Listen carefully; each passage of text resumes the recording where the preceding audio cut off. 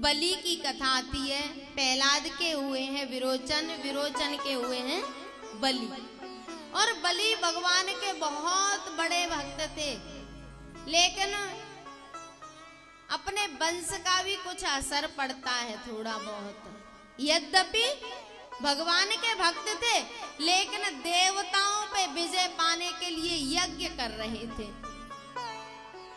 उन्होंने 100 यज्ञों का संकल्प किया था और एक आधी यज्ञ बाकी रह गया था, बाकी सब हो चुके थे। यदि वो भी पूरा हो जाता तो बेचारे देवताओं का कहीं ठिकाना नहीं था। और पता है, ये जो राक्षस है ना, इन्होंने कम तपस्या नहीं की है, देवताओं से ज्यादा तपस्या की है। लेकिन जैसे ही इनको पद मिल जाता तो मद गिफ्ट में मिलता। प्रभुता पाए जाए मद नाही, ऐसा को जन्मा जग माही।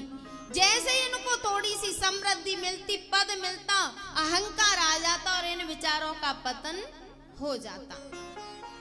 भैया बलि यज्ञ के लिए तैयारी कर रहे थे और उसी समय वामन भगवान बलि की यज्ञशाला में आए। आके आवाज लगाई। बलि ने कहा, देखो कोई ब्राह्मण देवता आए हैं। शुक्राचार्य जी ने कहा, आप यज्ञ करो, हम देख लेते हैं ब्राह्मण देवता को। तो उन्होंने कहा, नहीं, कोई ब्राह्मण यज्ञ के समय आए हैं, इससे पुण्य अवसर तो कुछ नहीं है, पहले मैं दर्शन करूंगा। बलि आए और बात की तो वामन भगवान ने कहा, बोले हम कुछ मांगने आए हैं।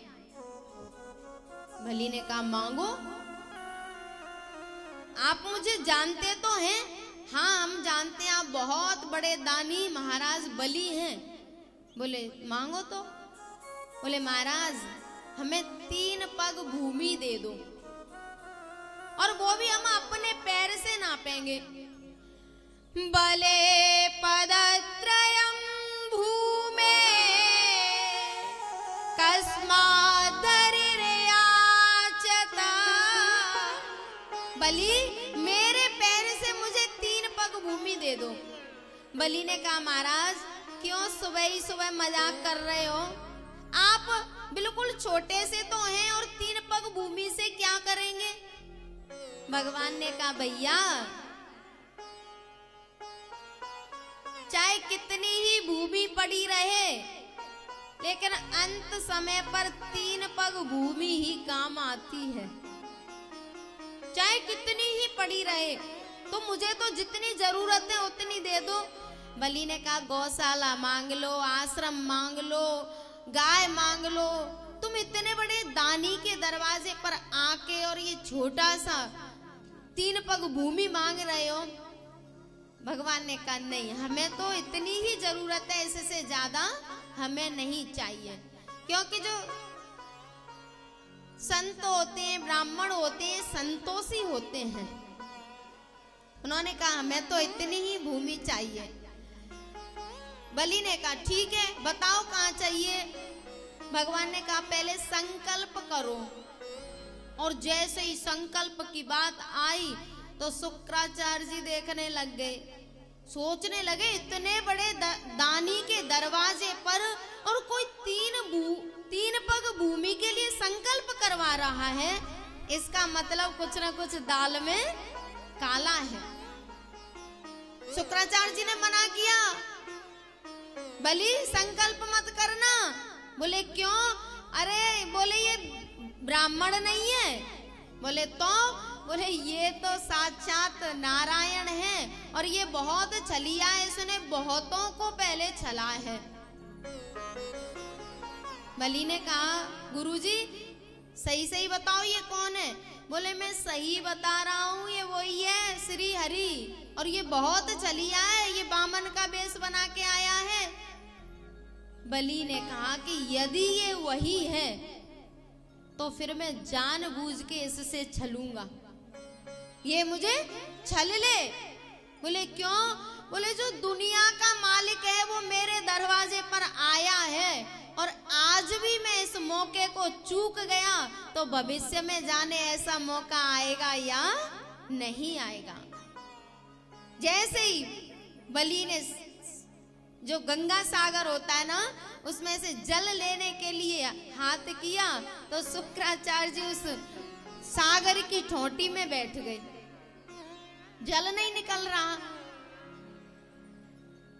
भगवान ने देखा अच्छा गुरुजी संकल्प नहीं करने दे रहे, तो अपने जो आसन था ना कुशाखा, उसमें से एक सीख लेके उसमें डाल दी तो शुक्राचार्य जी निकल के भाग गए।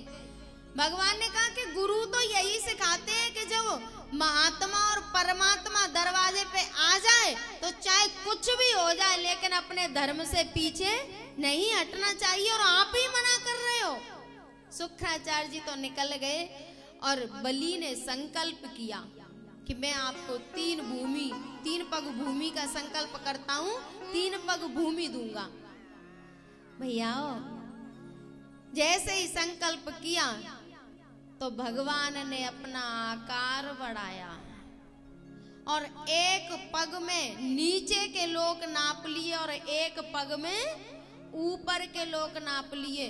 अब भगवान ने कहा, बोले बलि तीसरा पग कहाँ रखूं? बलि ने कहा भगवान अभी तो आपने मेरी संपत्ति को नापा है, मैं तो खड़ा हूं, आप अपना पग मेरे सिर पे रख दीजिए। बलि ने कहा पदानि त्रीणि देत्रेन्द्र संयतानि पदा मम। भगवान ने कहा कि अभी 2 ही पग हुए हैं, तीसरा बता कहाँ रखूं? तीसरे पग को रखने के लिए जगह तो बता। तब बलि ने कहा पदम तृतीयम कुरु शीर्षम मे निजम। बोले भगवान तीसरा पग मेरे सिर पे रख दो, अभी मैं खड़ा हूं। और जैसे ही भगवान ने बलि के सिर पे पैर रखा तो बलि सोचने लगा कि मैं इतना बड़ा दानी हूं कि मैंने भगवान को अपना सब कुछ दान दे दिया। भगवान ने सोचा अच्छा यहाँ भी अंकुर निकल आया। तो इतना बड़ा दान देने के बाद भी भगवान ने बलि को नागपाश में बांध लिया। किसी ने कहा भगवान ये कौन सी बात है, बेचारे ने अपना सब कुछ दान में दे दिया और आपने उसको बंदी बना लिया, उसको बांध लिया। तब भगवान ने कहा बोले जो मेरी भक्ति करता है ना, मैं उसके अंदर प्रवेश करके उसके सारे दुर्गुणों को धुन देता हूं। क्योंकि अगर भक्त के अंदर दुर्गुण रह गए तो फिर उसकी भक्ति सफल होने वाली नहीं है। इसलिए मैंने इसके अहंकार को नष्ट करने के लिए इसको बंदी बनाया है। भैया बलि ने कहा भगवान सब कुछ आपका ही था, आपको दे दिया, मुझे इस बात में कोई भी अहंकार नहीं है और आप मुझे बंधन मुक्त कर दो। भगवान ने बलि को बंधन मुक्त किया। फिर बलि से कहा कि अब तू कुछ मांग ले। बलि ने कहा थोड़ी देर पहले तो मैंने आपको सब कुछ दिया है, अब तुम मुझे क्या दोगे? बोले वरदान मांग ले। बलि ने कहा कि ठीक है, आप जहां भी मैं रहूं वहीं आप मेरे साथ रहो, ये वरदान दे दो। भगवान ने कहा कि ठीक है। तो बलि ने मांगा कि आप हमेशा मेरे साथ रहो, मेरी आंखों के सामने रहो। तो भगवान ने कहा कि ठीक है, मैं तुझे सुतर लोक का राज्य देता हूं और वहां पे मैं तेरे साथ रहूंगा। अब वो बलि भगवान को लेके और सुतर लोक चले गए। और एक बात बताना कि यहाँ पर भगवान ने बलि का सब कुछ लिया है या बलि ने भगवान का सब कुछ लिया है? बोलो। लग तो ये रहा है कि भगवान ने बलि का सब कुछ ले लिया, लेकिन प्यारे सही बात तो ये है कि बलि ने भगवान का सब कुछ ले लिया, जिसने अपना पहरेदार बना लिया संसार के मालिक को। और उसको क्या चाहिए? इससे ज्यादा बलि और क्या लेगा। भैया इधर लक्ष्मी जी सोच रही है कि भगवान जाने कहाँ चले गए हैं, बहुत दिन हो गए लौट के ही नहीं आए। तो नारद जी भ्रमण करते हुए पहुंच गए। लक्ष्मी मैया ने कहा, नारद जी आप तो तीनों लोकों में भ्रमण करते हैं, आपने हमारे स्वामी को कहीं देखा है। नारद जी ने कहा कि आपके स्वामी की नौकरी लग गई है। बोले मेरे स्वामी नौकरी लग गई है, वो किसकी नौकरी करेंगे? अरे मैं तो सारे संसार को देती हूँ और मेरे स्वामी किसकी नौकरी करेंगे। नारद जी ने कहा एक भक्त के चक्कर में पड़ गए हैं और उसने वरदान मांग लिया है कि आप मेरे दरवाजे पर ही खड़े रहें और जिस दरवाजे से मैं निकलूं उसी पे मुझे आपके दर्शन हो। बोले अब क्या होगा? नारद जी ने कहा कि जाके बलि से और भिक्षा मांगो, याचना करो कि मेरे स्वामी को लौटा दे। लक्ष्मी जी चली तो नारद जी ने कहा, मैया आप किसी के दरवाजे पर कुछ मांगने जा रही हैं और जब किसी के दरवाजे पे मांगने जाया जाता है ना तो फिर समृद्धि के साथ नहीं जाया जाता। बोले आप समृद्धि को यहीं रख के जाओ। लक्ष्मी जी गई और किसी ने पूछा कि आप कौन हैं, तो बोली कि मैं बलि की बहन हूं। भैया बलि की बहन बन के गई और बलि को राखी बांधी लक्ष्मी जी ने। बलि ने कहा कि आप कुछ मांग लो और तभी से ये राखी बंधन का जो त्योहार है ना तभी से चला है। और जब कोई बहन अपने भाई के राखी बांधती है तो उस बलि के मंत्र को ही बोलती है। तो राखी बांधी, बलि ने कहा कुछ मांग लो।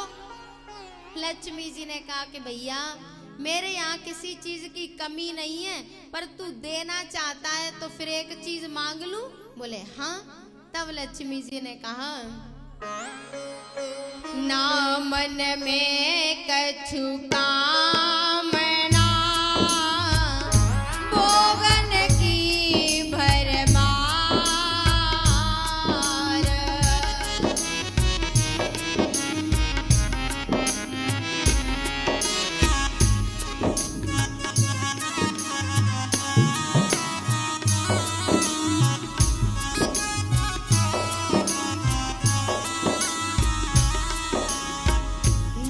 मन में कछु कामना भोगन की भरमार।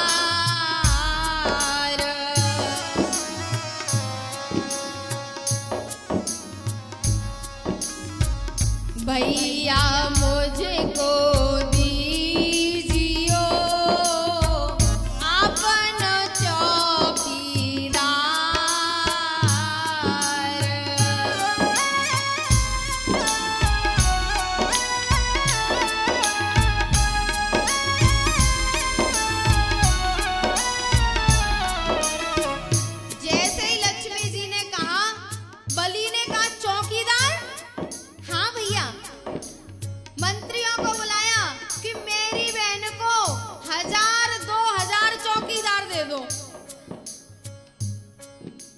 सोचने लगी कि अब क्या करूं, चौकीदार मांगा ये तो जाने कितने चौकीदार दे रहा है। इधर चौकीदार लठिया लेके घूम रहा था। धीरे धीरे देखा अरे लक्ष्मी जी आ गई। धीरे धीरे आ गया पास, अब इशारा कर रहा है ऐसे मत मांग। बोले तो बोले साफ साफ कह दे कि मुझे यही चाहिए, नहीं किसी दूसरे का हाथ पकड़ा देगा। भक्त है और भगवान ने स्वयं कहा है, भक्तन ने मोकू नाना भांति नचायो। बोले मैं इनके बस में हूँ, अहम भक्त पराधीनो यह स्वतंत्र एवं ध्वज। स्वयं भगवान ने कहा है कि मैं अपने भक्तों के पराधीन हूँ, मैं भी स्वतंत्र नहीं हूँ। लक्ष्मी से कहा मुझे मांग। बोले ठीक है। लक्ष्मी जी ने कहा ना मन में कछु कामना भोगन की भरमार।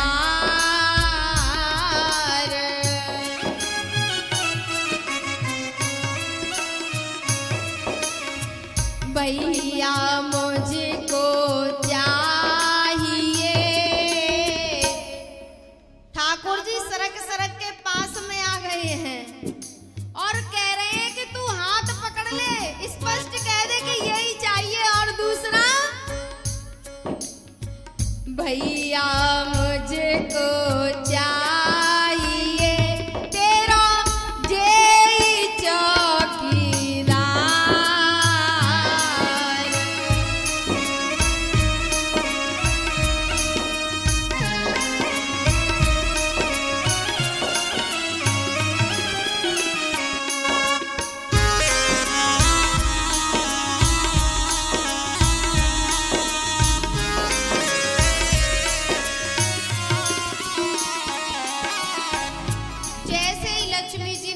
भैया मुझे और चौकीदारों की जरूरत नहीं है, मेरे यहाँ किसी चीज की कमी नहीं है। बलि ने कहा बहन आप ही तो मांग रही थी। बोले दूसरे नहीं, मुझे तेरा ये वाला चौकीदार चाहिए। अब तो बलि की हालत खराब हो गई। उसने कहा बहन तूने चौकीदार नहीं मांगा, तूने तो मेरे प्राण ही मांग लिए। ये चौकीदार तो मैंने अपने जीवन की साधना, भजन, पूजा पाठ, धन दौलत सब कुछ दांव पे लगा के ये चौकीदार लिया था और तूने यही मांग लिया।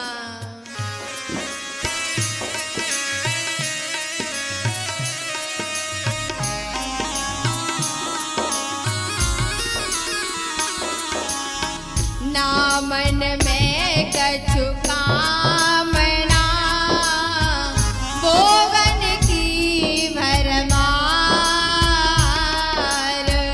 भैया मुझको चाहिए तेरा जेई चौकीदार।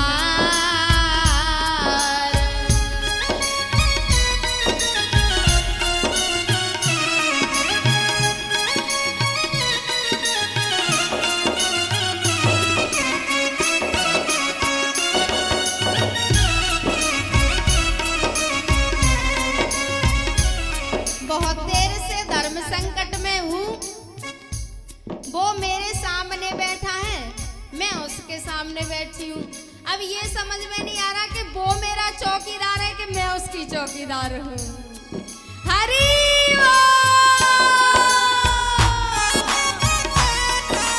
महाकालेश्वर भगवान की, बजरंग बली की। मैया इतनी कंजूसी सही नहीं है। माना कि लोभ करना अच्छी बात है, कंजूसी करना, लेकिन इतनी नहीं। तालियों में पैसे खर्च नहीं हो रहे और भी कुछ खर्च नहीं हो रहा, सभी आनंद के साथ हरि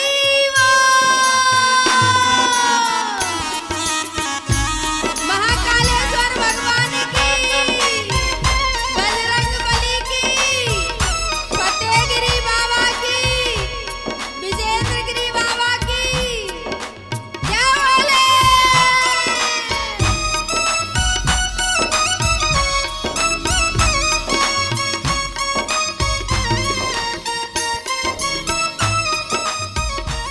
हमारे पंडित जी सामने बैठे हैं, माला कर रहे हैं और एक हाथ से कर रहे हैं कि एक हाथ से ताली दो। लेकिन प्यारे आपको ताली बजाने की जरूरत नहीं है, क्योंकि आप तो अंदर ही अंदर ताली ही तो बजा रहे हो, आप तो उसी में लगे हो। लेकिन ये जो बैठे हैं ना, अंदर की ताली बजा रहे हैं ना, बाहर की इन पे बजवानी है।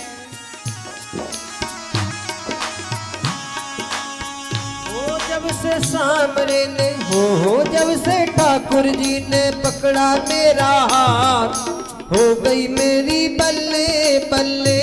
जब से ठाकुर जी ने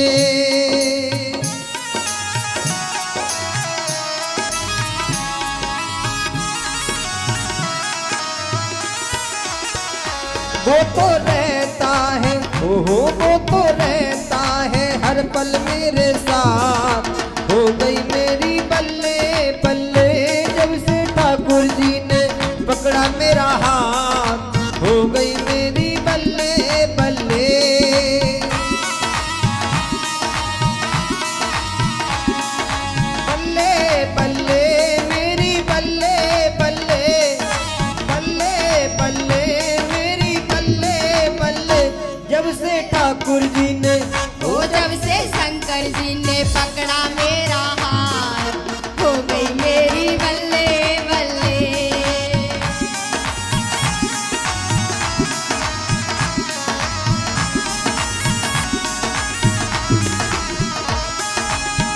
बिगड़ा मुकद्दर मेरा पल में समारा है, बिगड़ा मुकद्दर।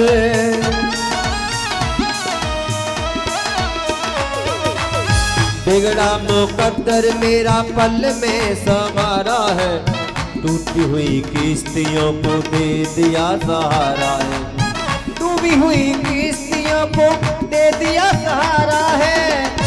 मेरे हो गए ओ मेरे हो गए निराले ठाट, हो गई मेरी बल्ले बल्ले। मेरे हो गए निराले ठाट, हो गई मेरी बल्ले बल्ले। बल्ले बल्ले हो गई बल्ले बल्ले, बल्ले बल्ले मेरी बल्ले बल्ले। जब से शंकर जी ने जब से शंकर जी ने पकड़ा मेरा हाथ, हो गई मेरी बल्ले बल्ले।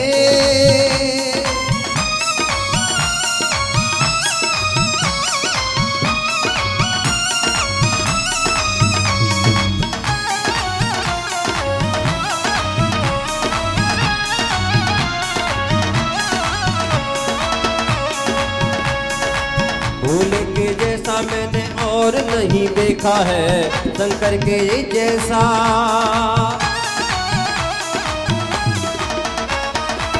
शंकर के जैसा मैंने और नहीं देखा है, बिगड़ी हुई किस्मतों की बदले ये रेखा है, बिगड़ी हुई किस्मतों की बदले ये रेखा है।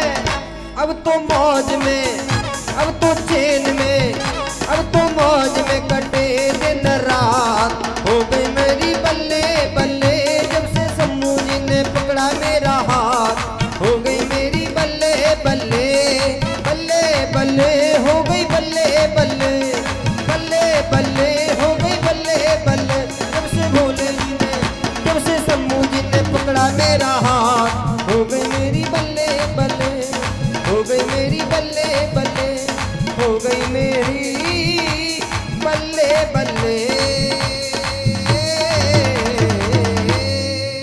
जब से शंकर जी ने, भैया मेरे बाबा की भी फोटो लिया करो बीच बीच में, और रोजाना इतना प्यारा श्रृंगार होता है, आप पुरानी फोटो लगाते हो। हाँ, रोजाना की लिया करो, है ना। ओ जब से शंकर जी ने पकड़ा मेरा हाथ, हो गई मेरी बल्ले बल्ले। प्यारे का मुंह उधर है, लेकिन इधर कथा होती है तो इधर ही मुंह कर लेता है रोज। ओ जब से शंकर जी ने पकड़ा मेरा हाथ, हो गई मेरी बल्ले बल्ले। भैया भक्ति में इतनी शक्ति है कि परमात्मा हमारा द्वारपाल बन जाता है। लक्ष्मी जी लेके आई ठाकुर जी को, और इसी बलि का एक पुत्र हुआ है वाणासुर। उसने भी शंकर भगवान को अपना चौकीदार बना लिया है, भगवान का बहुत बड़ा भक्त है। इसने, बलि ने भगवान श्री हरि को अपना चौकीदार बनाया, और वाणासुर ने शंकर भगवान को अपना चौकीदार बनाया। तपस्या की, बहुत तपस्या की। भगवान ने कहा कि मैं प्रसन्न हूं, वरदान मांग ले। तब उसने कहा, मद्रक्षको भव सदा मधुपस्थः पुराधिपः, सर्वथा प्रीति कृन्मे ही ससुतः सगण प्रभो। भगवान यदि आप मुझसे प्रसन्न हैं तो अपने पुत्र और गणों के साथ मेरे पास रहो, मुझे आपके दर्शन होने चाहिए। भगवान ने कहा ठीक है, क्योंकि जब भगवान प्रसन्न होते हैं ना तो वो अपना सब कुछ हमें दे देते हैं, लेकिन हम उनको प्रसन्न नहीं करते। हम तो पहले जो चाहिए वो मांगते हैं। रोजाना आरती करेंगे ना तो ये नहीं कहते कि भगवान अपनी भक्ति दे दो, तो क्या कहते हैं, सुख संपत्ति घर आवे, कष्ट मिटे तन का, छोटा सा परिवार है मेरा, इसे बनाए रखना, इस बगिया में सदा खुशी के फूल खिलाए रखना। भैया जब परमात्मा की भक्ति मिल जाएगी ना, तो ये छोटी तुच्छ कामनाएं हैं, ये तो सुख संपत्ति घर आवे। अरे सारी दुनिया की संपत्ति का मालिक जब हमारा हो जाएगा, फिर कौन सी संपत्ति बाकी रह जाएगी साहब। बलि के यहाँ सब कुछ मांग लिया, लेकिन खुद पहरेदार बन गए। अब बलि के यहाँ क्या कमी रह गई? लक्ष्मी को भी मांगने जाना पड़ा बलि के दरवाजे पे, बाणासुर के दरवाजे पे। शंकर भगवान रहते हैं अपने गणों के साथ, अब उसको किस चीज की कमी है? हम हमेशा तुच्छ नश्वर वस्तुएं मांगते हैं, शाश्वत को कभी नहीं मांगते, सत्य को कभी नहीं मांगते। भैया जैसा कि आज सुबह से चर्चा चल रही है कि प्रभुता पाए जाए मद नहीं, बाणासुर के दरवाजे पे शंकर भगवान रहते हैं, लेकिन उसको भी अहंकार हो गया। एक दिन भगवान से बोला, भगवान आप मुझसे प्रसन्न हैं? बोले हाँ बहुत प्रसन्न हूं। तो फिर आपने मुझे ये 1000 भुजाएं दी हैं, और इस सृष्टि में कोई मेरे जैसा बलवान नहीं है जिससे मैं युद्ध करूं, तो आप ही मुझसे युद्ध कर लो। शंकर भगवान ने देखा, अच्छा जिनको सिखाया चलना उंगली पकड़ पकड़ के, अब वो ही चल रहे हैं तेवर बदल बदल के। सब कुछ हमने ही दिया और हमसे ही अब युद्ध। शंकर भगवान ने कहा ठीक है, इन भुजाओं का तुझे अहंकार है ना, तो जल्दी व्यवस्था हो जाएगी, तुझसे युद्ध करने वाला भी जल्दी आ जाएगा। भैया एक राजा हुए हैं भरतरी। भरतरी का नाम सुना है आपने? अलवर के पास है शायद उनका स्थान जी। वो उज्जैन के राजा थे और बड़े धर्मात्मा प्रतापी राजा थे प्यारे। एक दिन एक संत उनके दरवाजे पे आए, और संत आए तो संत ने एक प्रसाद दिया भरतरी को। उन्होंने कहा कि हम तुम्हारी भक्ति से बहुत प्रसन्न हैं, ये प्रसाद रख लो, और ये आप ग्रहण कर लेंगे तो आप हमेशा जवान बने रहेंगे, बलवान बने रहेंगे। उन्होंने कहा ठीक है। तो उन्होंने उस प्रसाद को ले लिया, और भरतरी सोच रहे हैं कि मैं इसको पान करके क्या करूंगा, ग्रहण करके क्या करूंगा, इसको अपनी पत्नी को दे दूं। उन्होंने उस प्रसाद को अपनी पत्नी को दे दिया। अब पत्नी सोचने लगी कि मैं सुंदर और जवान होके क्या करूंगी, मैं जिससे प्रेम करती हूं इसको इसे दे दूं। उसने वो प्रसाद मंत्री को दे दिया, और मंत्री भी सोचने लगा, बोले मंत्री का पद है, कितना दिमाग पे प्रेशर रहता है, इतनी टेंशन तनाव रहता है, इससे बढ़िया है जिसको मैं प्रेम करता हूं उसको इसे दे दूं। भैया जहां से वो प्रसाद चला था वही वापस, क्योंकि वो प्रसाद जो नगर की सफाई करने वाले होते हैं ना, उनको मिल गया। उसने सोचा कि इस जीवन से क्या फायदा, कुछ भजन पूजा पाठ हो नहीं पाता, इससे तो बढ़िया है इसको महाराज को दे दूं। महाराज के पास जब वो प्रसाद आया तो उन्होंने पूछा कि ये कहां से, तो बताते बताते और वो पिंगला तक बात पहुंच गई, उनकी पत्नी तक। ध्यान रखना, ये संसार हमें क्या देता है, जिसके लिए हमने अपना जीवन नष्ट किया है ना, अपना तेज ओज सब कुछ नष्ट किया है, वो हमें क्या देता है। पिंगला से पूछा कि ये प्रसाद मैंने आपको दिया था, आपने ग्रहण नहीं किया। तो उसने कुछ कह दिया। भरतरी को वैराग्य हुआ, सोचने लगे कि मैं सोचता था कि मैं अपनी पत्नी से सबसे ज्यादा स्नेह करता हूं, लेकिन यहाँ तो कड़ी बनी हुई है, यहाँ कोई किसी से प्रेम नहीं करता।